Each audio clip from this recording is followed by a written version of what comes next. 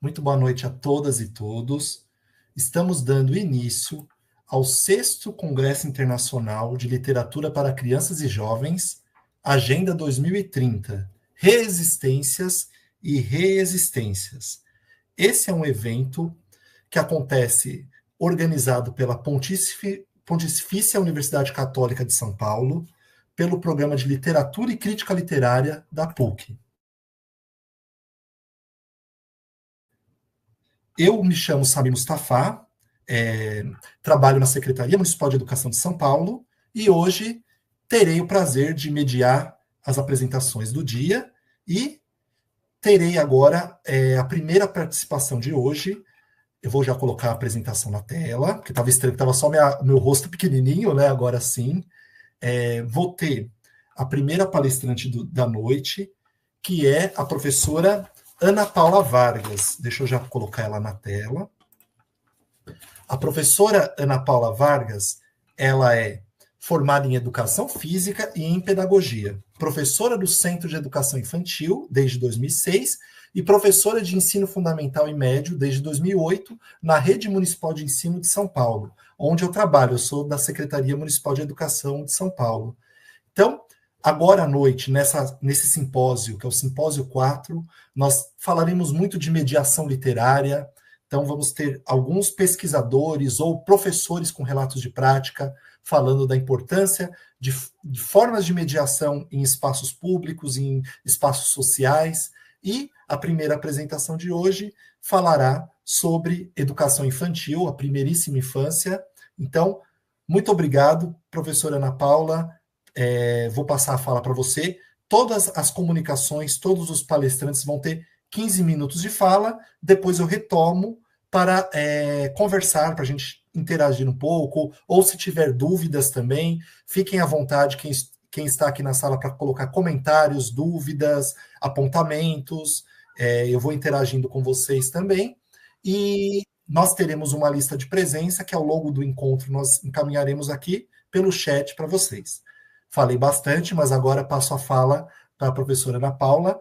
Boa noite mais uma vez, Ana Paula. Você tem 15 minutos para a sua apresentação. Boa noite. Primeiro, agradeço a oportunidade de estar aqui falando um pouquinho da primeiríssima infância. Eu sei do trabalho da PUC, principalmente com a literatura de berço, que dá espaço para a gente falar dessa idade de 0 a 3 anos. Então, hoje eu vou conversar um pouquinho com vocês a respeito das possibilidades de mediações literárias, com o foco na promoção de experiências estéticas e para essa faixa etária de 0 a 3 anos. Eu parto da concepção de que o bebê e a criança são sujeitos sociais, culturais, históricos, que transformam o meio e que são transformados por eles, e também da premissa de Antônio Cândido da literatura enquanto direito humano. Pode passar, Samir. Eu vou dar uma breve contextualização, só para vocês compreenderem de onde vêm as bases para o projeto literário que eu vou explicar para vocês mais à frente. Então, em 2022, atuando na MF, eu tive a possibilidade de ser designada professora orientadora de sala de leitura, e nos momentos de formação eu ouvia muitos professores que desenvolviam o projeto AEL, que é a Academia Estudantil de Letras, que é um projeto da Prefeitura de São Paulo, e eles desenvolviam e falavam com muito maravilhamento. E aí eu comecei a ficar curiosa para entender o que era esse projeto. Em 2023 eu participo de um projeto que chama GAEL, de uma formação que chama GAEL, que é a gestão e acompanhamento da Academia Estudantil de Letras. Esse daí foi ministrado pelo professor Roberto e pela professora Melina, que são os coordenadores na DRE, que minhas unidades fazem parte. E aí eu fui entendendo o que era o projeto AEL. E a partir daí, eles foram colocando que a AEL estava adentrando os espaços de educação infantil, a princípio nas EMEIs, que são as escolas municipais de educação infantil que atendem crianças de 4 e 5 anos. E naquele movimento eu fiquei muito curiosa para entender como isso seria dentro do SEI, pensando na organização, sistematização, na especificidade, na necessidade dos bebês e das crianças, de forma que os pilares eles se mantivessem bem consolidados, eles fossem ressignificados, mas que não se perdesse a essência do projeto. Então, eu conversei com o professor Samir, que é o coordenador da EL em SME, pedi autorização para fazer um estudo bem inicial, só para a gente verificar se existia viabilidade ou não do desenvolvimento do projeto. que aí ele se tornou um parceiro nesse estudo, inclusive o professor Roberto, a professora Melina e a professora Patrícia, que é a professora que divide sala comigo já há 11 anos. E aí o foco, ele se encontrava nesses pilares. Então, assim, nos espaços, que todos os espaços são espaços de leitura, autoria, formação, materialidade, entre outros elementos. Pode passar, Samir. O segundo estudo, então, o que acontece? A partir do momento que eu compreendo esses pilares e entendo que muitos deles são fundamentais para a realização de um projeto literário, eu escolho fazer um projeto literário com a minha turminha nesse ano de 2025. Mas aí eu fico de frente com uma necessidade, as mediações literárias. Né? Então, assim, eu tinha 3 formas de fazer essas mediações literárias. Uma delas era a contação de história, tendo a obra como base, a leitura e apresentação de imagens, e naqueles momentos de escolha livre, de manipulação de livros, em que os próprios bebês e crianças escolhiam, eu realizava essa mediação. Eu não estou tirando a excelência dessas mediações, elas são fundamentais e importantes.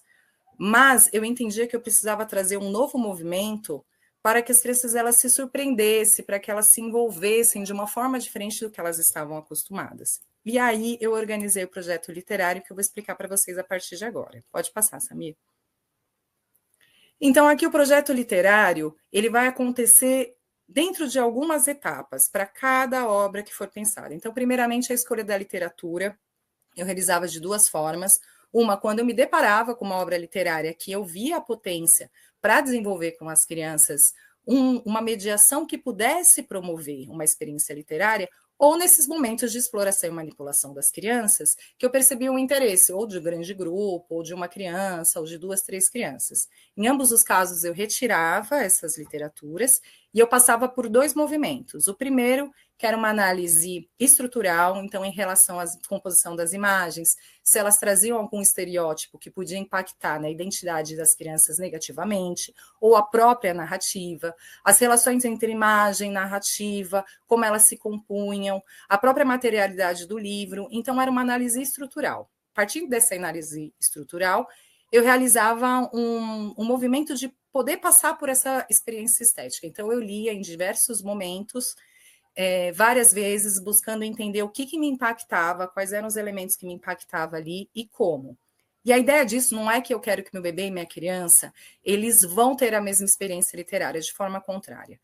Eu entendo que uma literatura de qualidade, ela vai impactar o bebê, a criança, o adolescente, o adulto, o idoso, e não perdendo as características de literatura para a infância. Por quê? Porque uma literatura qualificada, nesse sentido, ela vai mostrar que o autor e o ilustrador, quando eles construíram a obra, eles pensaram numa criança potente, numa criança reflexiva, numa criança que traz um histórico de vivências, numa criança que ela consegue sentir as emoções e tentar entendê-las, e consegue tudo isso por meio da literatura. Então, escolhida a obra, eu passava para as possibilidades de mediação. Então, a princípio, foram 8 possibilidades que eu consegui identificar. E aí a gente tem que entender que essas possibilidades, ela tem uma característica, mas ela não é um modelo. Então, tem algo nela que serve como um ponto de partida para o docente pensar em como organizar as práticas pedagógicas. Eu realizei com 2 livros porque eu não queria que fosse uma possibilidade única para determinado livro. E da mesma forma, os livros que tem aqui, eles não estão ligados diretamente com a forma da possibilidade de mediação. Na verdade, todas as mediações podem ser utilizadas com qualquer obra.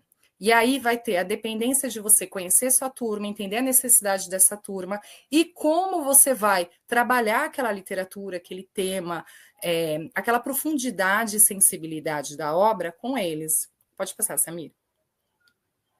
Aqui tem as outras 3, então no slide anterior tinha 5. E aqui a gente consegue ver o quê? Que, como eu acabei de falar, a obra vai ter relação com a característica da turma e a escolha da mediação também.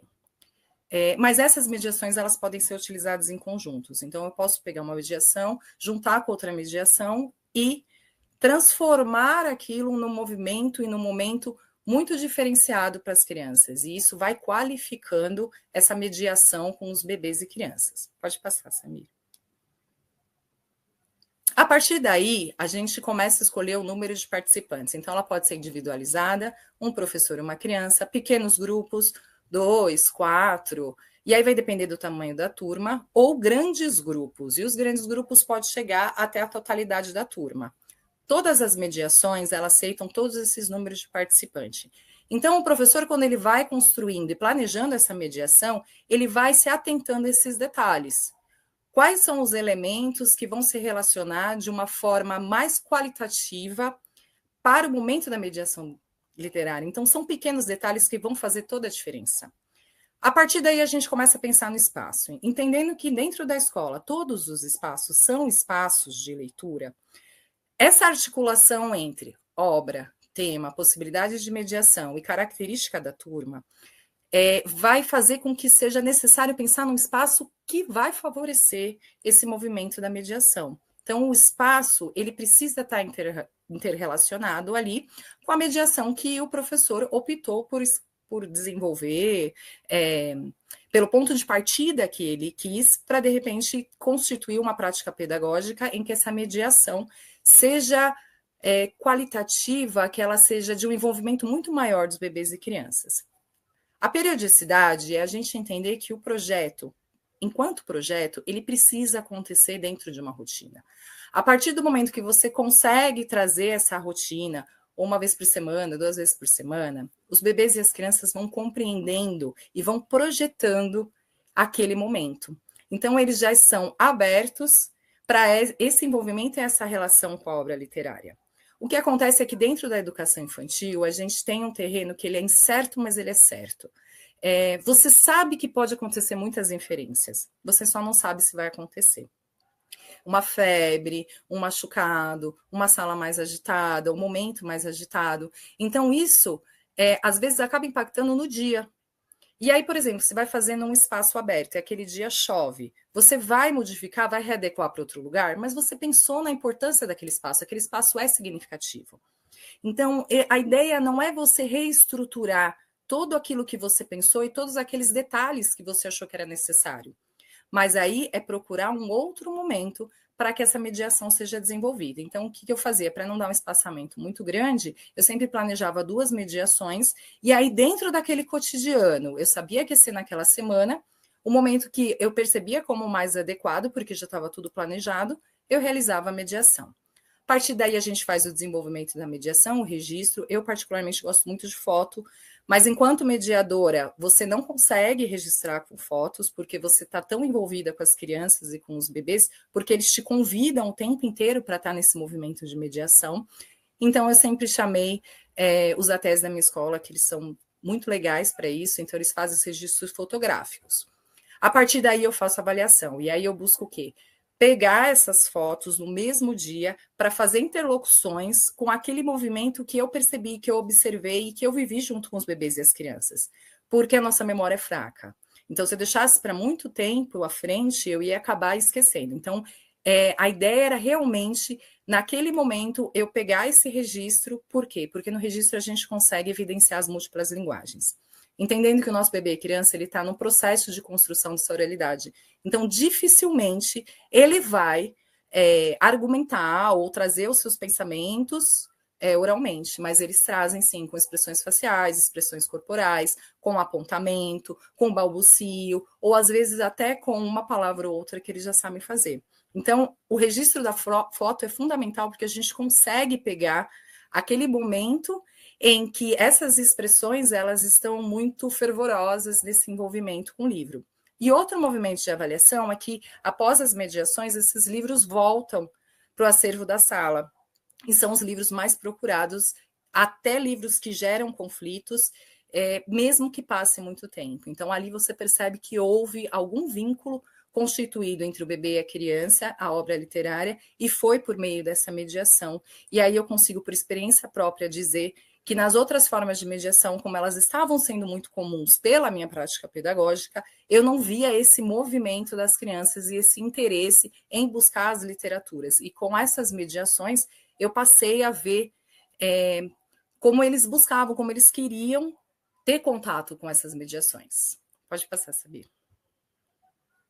Para finalizar, Eu entendo que aqui a gente conseguiu visualizar a potência do mediador, a importância de um planejamento para essa mediação literária, pensar como as características infantis, como as crianças, elas vão te dando subsídios para você pensar nessa mediação, como os detalhes são importantes. Então, um projeto literário, ele não é um projeto que eu vou chegar lá e pegar um livro e falar, hoje eu vou fazer essa leitura.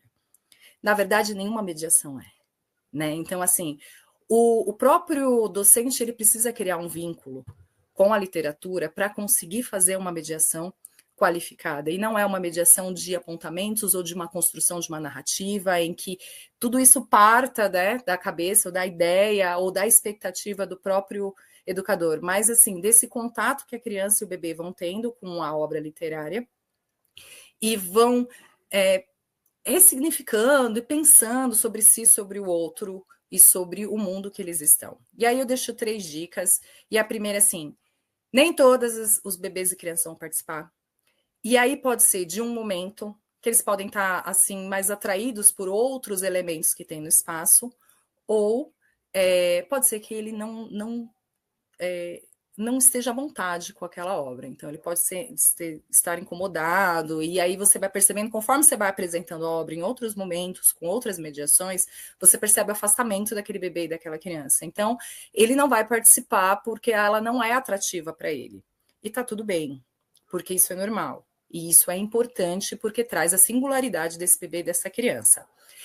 Em muitos momentos, você vai achar que a criança e o bebê não estão participando, porque eles estão fazendo outros movimentos, mas quando a gente pega essas fotos, que nem eu falei, a gente percebe que tem um olhar ali, quando você conta determinada parte, ou eles querem ver determinada imagem, e após você coloca o livro do lado, são os primeiros a buscar. Então, por mais que eles estejam fazendo outras atividades, eles podem estar participando. E, por fim, eu coloco as frustrações são normais, a gente cria expectativas enquanto adulto, enquanto as nossas experiências, e se a mediação não deu certo, se você conseguiu comprovar que não deu certo, tudo bem, faz outra mediação, não tem problema. Mas, se você estiver fechado dentro das suas frustrações, você não vai conseguir ver esses elementos que são tão significativos, de tanto valor para esse bebê e essa criança nessa relação, na mediação e do contato com a literatura. É isso, Samir. Olha, vou te falar, viu, Ana Paula? Você foi cronometrada. Acho que você estava com o reloginho do celular, viu? Porque deu 15 minutos cravado. Olha, parabéns. Quero agradecer pela sua apresentação. Eu vou até voltar no slide 1, né, que era o título da apresentação, né? Possibilidades de mediação para a promoção de experiências estéticas na primeiríssima infância. Enquanto você falava, né, então deixa eu só fazer menção aqui, agradecer a professora Beth, que até colocou uma boas-vindas ao grupo. A professora Elizabeth Cardoso é uma das organizadoras do evento, junto com a professora Diana Navas, né? Aí o pessoal foi colocando boa noite, e a gente vai interagindo com vocês. Um professor aqui, né, uma pessoa que está assistindo, colocou elogiando o livro Migrantes, né, falando que é um livro riquíssimo, que legal que você utilizou. E aí eu vou partir desse comentário, né? O nosso tema do nosso simpósio é políticas públicas, mediação e formação de leitores. Você perpassou pelos três eixos, né? Pensar em âmbito de política pública, né? Você falou de um projeto que você começou a desenvolver na sua escola, que é o projeto Academia Estudantil de Letras, né? O trabalho de mediação que você desenvolve. E aí eu queria aproveitar o gancho, você é professora de sala de leitura em uma EMF e fez um relato de prática hoje sobre o seu trabalho na educação infantil. E eu queria que você falasse o quanto, né, trabalhar em 2 escolas com faixas etárias tão distintas, né, como vai nutrindo sua prática, né, de certa forma. A experiência da educação infantil contribui para a sua prática, né, com os jovens e adolescentes, né, as crianças, jovens e adolescentes, e o quanto o contrário também também contribui nesse sentido. O fato de você trabalhar né, como professora de sala de leitura em EMF, isso contribuiu para o seu trabalho, pensar em rotina para a educação infantil, trabalhando a leitura e a literatura. E também a ideia da formação de leitores, você falou do seu percurso formativo, isso eu acho que é muito bacana também. Então, eu queria que você falasse um pouquinho dessa sua atuação com idades tão distintas, né? E aí você até citou na sua fala também o quanto o trabalho colaborativo com outros profissionais da escola, né? Você até citou os ATEs, né? Para quem não é da rede municipal, seria parecido como um inspetor, né? Alguém, mas é um trabalho muito pedagógico. Na rede municipal tem profissionais que têm um acompanhamento técnico e pedagógico junto com os educadores, né? Isso é muito bacana também. Então, Ana Paula, eu queria duas questões, né? Que você falasse sobre esse trabalho, essa atuação como mediadora de leitura e o acervo, né? A questão do acervo, como você planejou essa curadoria do acervo, a questão da compra de livros, né, que é da rede municipal, o quanto isso também contribuiu para o seu trabalho, e as considerações finais que você trouxe são muito importantes, né? Pensar nos tempos, nos espaços, nas individualidades das crianças, isso é fundamental, né, para um trabalho de mediação. Sim. Às vezes a gente entende que há um afastamento entre a educação infantil e o ensino fundamental, mas na verdade todos são sujeitos.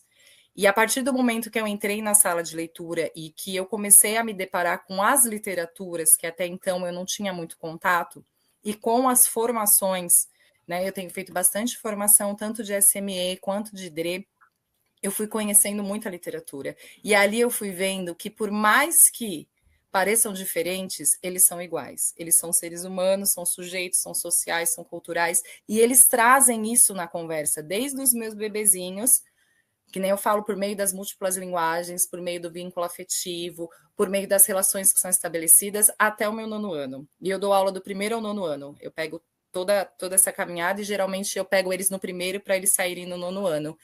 E as formas deles interagirem com a literatura, e aí eu vou dizer que sem a mediação é muito mais complexo.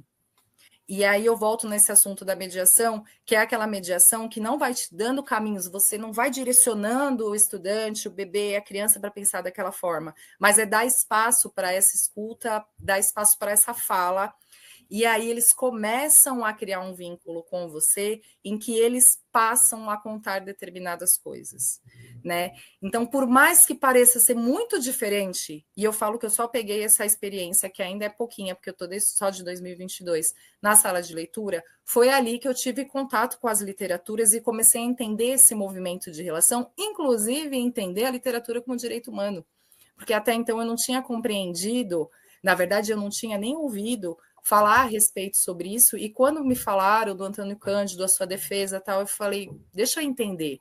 E a partir dali eu entendi que essa transformação que é capaz de fazer em qualquer faixa etária.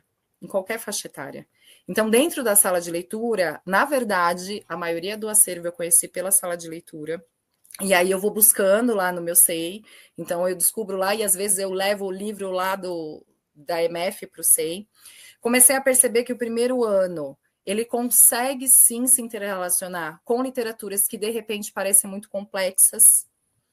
E se eles conseguem, eu fiquei imaginando como os meus bebês conseguem, e eles conseguem também, que aí é o caso, por exemplo, do livro Migrante, que é um livro imagem, ou, por exemplo, do Casaco de Pupa, que é um livro que fala de medo, mas as relações entre imagem e escritas, elas, de repente, não são tão interrelacionadas, mas foi a sala de leitura que me abriu o espaço, abriu a minha visão para entender quais são esses movimentos que nós, enquanto seres humanos, inclusive eu, temos com uma literatura, e principalmente uma literatura das infâncias, porque a literatura das infâncias eu apresento até o meu 9º ano.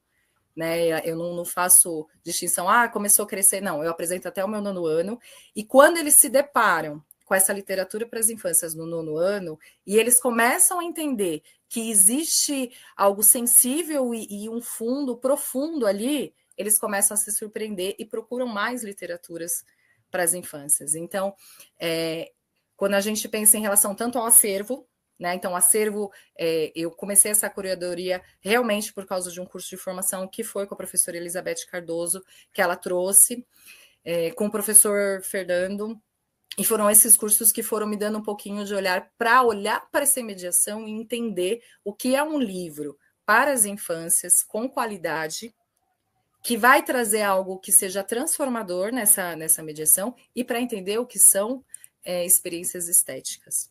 Porque se o meu bebê, por exemplo, não fala e ele representa muito bem por corpo, o meu adolescente não fala e não representa bem pelo corpo. Então, você precisa constituir o vínculo para você conseguir entender qual é o movimento que está ali. E assim, só para finalizar, nós, enquanto professores, nunca vamos ter certeza das experiências estéticas, porque isso é algo muito profundo, é muito íntimo. Nem a gente, às vezes, consegue falar quais foram as experiências que a gente viveu. E isso pode causar frustração, porque às vezes a gente entende que a gente precisa saber, preciso ver se ele teve experiência estética, mas aí existem outros caminhos, tanto dos nossos bebês, das nossas crianças, dos nossos adolescentes. Então, eu vejo a sala de leitura como um lugar fundamental. Já falei para o Samir que deveria ter na educação infantil.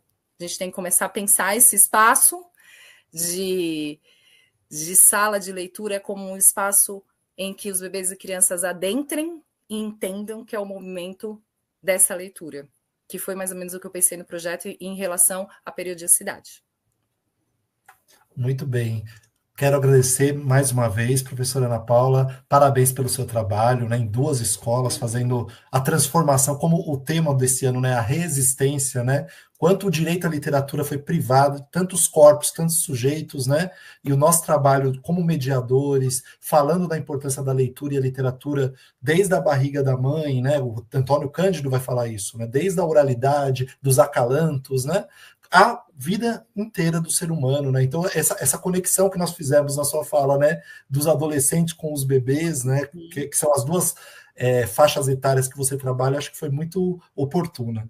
Muito obrigado, parabéns, e que legal, viu? Muito obrigado para conhecer um pouquinho mais do seu trabalho hoje, eu e todos que estão assistindo agora e os que vão assistir depois a gravação dessa live.